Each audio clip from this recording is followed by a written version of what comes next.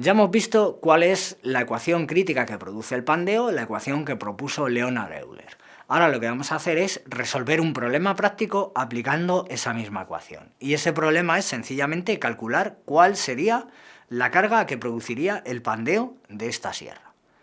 Si no existiese el fenómeno de pandeo, o si calculásemos la resistencia a tracción o la resistencia a compresión de la sección, no de la pieza, lo que tendríamos es que esta carga vendría determinada por la sección de la pieza y por su límite elástico. Si consideramos que el límite elástico son 520 megapascales y que la sección de esta pieza son 12 milímetros por medio milímetro, esto nos saldría una carga máxima de más de 3 kN, 3,12 kN. Sin embargo, si calculamos esto a compresión, tendríamos que tener en cuenta la ecuación de Euler. La fuerza máxima es igual a pi cuadrado entre L cuadrado multiplicado por el módulo de Young y por el momento de inercia. ¿Cómo calculamos esto? Bueno, pues lo voy a resolver en los siguientes minutos, pero mi consejo es que ahora mismo le deis a la pausa e intentéis resolverlo por vosotros mismos. Fijaros una cosa curiosa. Los datos que necesitamos para resolver este problema son completamente diferentes ahora.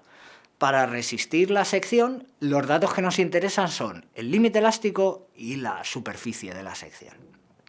En cambio, ahora para resolver el problema de inestabilidad elástica necesitamos el módulo de Young, el momento de inercia y la longitud. Son dos problemas completamente diferentes. Para calcular el pandeo nos da exactamente igual el área y el límite elástico, y para calcular la plastificación nos da igual el momento de inercia y el módulo de Young, o sea que, incluso la longitud de la pieza. Entonces, fijaros que dos problemas diferentes. Para resolver este problema, por lo tanto, necesitáis nuevos datos. La longitud de la pieza que vamos a considerar son 20 centímetros, 200 milímetros. El módulo de Young lo podéis considerar el módulo de Young del acero, 210 gigapascales, y el momento de inercia lo podéis calcular a partir de estos 12 milímetros por 0,5 milímetros. Darle a la pausa, intentar calcularlo y luego darle al play para ver la solución y comprobarlo. ¿Qué tal? ¿Lo habéis resuelto? Bueno, si lo habéis podido resolver o si no lo habéis podido resolver, seguro que ahora la siguiente explicación os resulta mucho más útil que si no lo habéis intentado. Bueno, lo primero que tenemos que definir son las condiciones de contorno.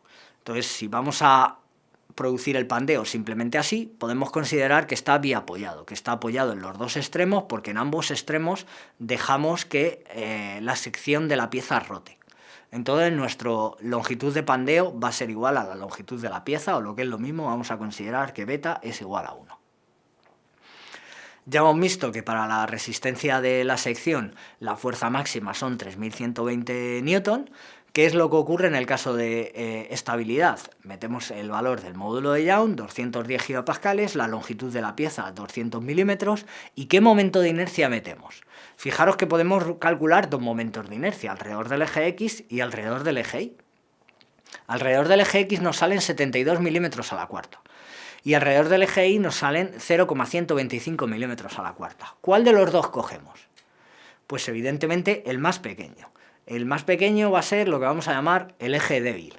¿Por qué? Porque esto, cuando yo aplique una carga de compresión, en principio, debido a esta carga, tendría la misma facilidad para pandear en este eje que en el eje perpendicular. Sin embargo, como el momento de inercia que tiene respecto de este eje es mucho más pequeño que respecto del eje perpendicular, siempre va a pandear por el eje débil y no por el eje fuerte.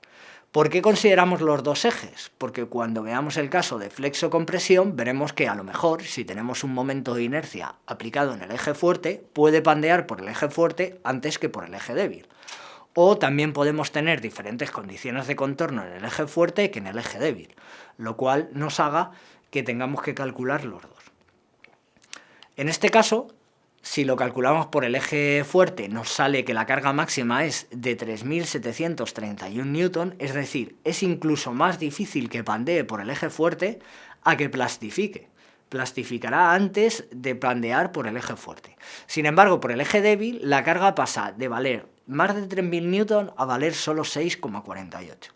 Con una pequeña fuerza conseguimos hacer que esto pandee. Fijaros qué importante es calcular este fenómeno de pandeo. ¿Qué ocurriría ahora si cambiamos las condiciones de contorno?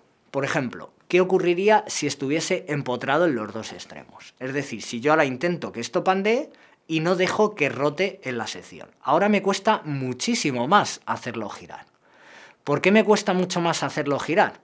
Porque he cambiado las condiciones de contorno. Ahora la longitud sería la mitad de la longitud equivalente, porque beta vale 0,5, y ahora la fuerza máxima que necesito en el eje fuerte sube hasta casi 15 kN y en el eje débil ha pasado de 6,5 Nm a valer casi 26 N. O sea que fijaros también qué importantes son las condiciones de contorno, porque esta L que nosotros estamos modificando está elevada al cuadrado en el caso de la carga crítica.